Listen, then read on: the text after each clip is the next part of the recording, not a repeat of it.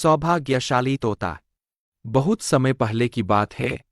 एक छोटे से गांव के पास एक सुंदर जंगल था। उस जंगल में तरह तरह के पक्षी और जानवर रहते थे। उन्हीं पक्षियों में एक अनोखा तोता भी रहता था, जिसका नाम चिरकू था। चिरकू को लोग सौभाग्यशाली तोता के नाम से जानते थे, क्योंकि जहां भी वह जाता, वहां कोई न कोई चमत्कार हो जाता या किसी की किस्मत बदल जाती। गांव के लोग मानते थे कि अगर चिरकू उनके घर आ जाए तो उनके जीवन में सुख और समृद्धि आ जाती है। चिरकू हमेशा खुश रहता और अपनी मधुर आवाज में गाने गाता। लोग उसे फल और अनाज खिलाते और उसकी भलाई की कामना करते थे।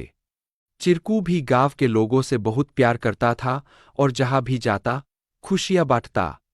एक दिन गांव में एक गरीब किसान, जिसका नाम रघु था, बहुत परेशान था। उसकी फसलें बर्बाद हो गई थीं और उसके पास खाने को भी कुछ नहीं था।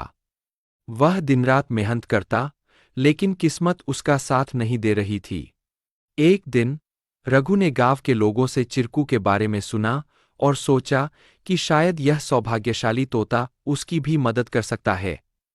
रघु ने तय किया कि वह चिरकू से मिलकर अपनी किस्मत बदलने की विनती करेगा। अगले दिन वह जंगल की ओर चल पड़ा और चिरकू को खोजने लगा। बहुत ढूंढने के बाद उसे चिरकू एक पेड़ की डाल पर बैठे हुए मिला। रघु ने बड़े ही आदर के साथ कहा। चिरकू ने रघु की बातें ध्यान से सुनी और उसकी आंखों में दया उमड़ आई। चिरकू ने अपनी चोंच में एक छोटी सी चमकती हुई पत्ती उठाई और रघु को देते हुए कहा, यह जादुई पत्ती है। इसे अपनी जेब में रख लो और जब तुम अपने खेत में काम करने जाओ तो यह पत्ती तुम्हारी किस्मत बदल देगी। रघु ने धन्यवाद कहा और वह पत्ती लेकर अपने घर लौट आया। अगले दिन वह अपने खेत में काम करने के लिए गया। जैसे ही उसने खेत में जुताई शुरू की, अचानक से बारिश होने लगी। उसकी सूखी जमीन हरी भरी हो गई और थोड़े ही समय में उसकी फसलें लहलहा उठीं। रघु की मेहनत सफल हुई और उसकी किस्मत सच में बदल गई। अब रघु के पास भरपूर अनाज था और वह फिर से खुशहाल जीवन जीने लगा। उसने गांव के लोगों को चिरकू की बुद्धिमानी और उसके द्वारा दी गई जादुई पत्ती के बारे में बताया। सभी लोग चिरकू की प्रशंसा करने लगे और उसे और भी अधिक प्यार देने लगे। लेकिन चिरकू ने रघु को एक बात कही थी। याद रखना, यह पत्ती सिर्फ तुम्हारी मेहनत का साथ देगी। अगर तुम मेहनत करना छोड़ दोगे तो यह भी अपना जादू खो देगी। रघु ने चिरकू की बात समझ ली और कड़ी मेहनत जारी रखी। धीरे धीरे उसकी स्थिति पहले से बहुत बेहतर हो गई।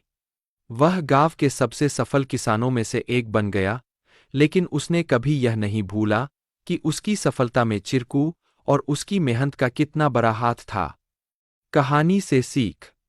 इस कहानी से हमें यह सीख मिलती है कि किस्मत भी उन्हीं का साथ देती है जो खुद मेहनत करते हैं। सौभाग्य और अवसर तभी काम आते हैं जब हम अपने प्रयासों से उन्हें सही दिशा देते हैं।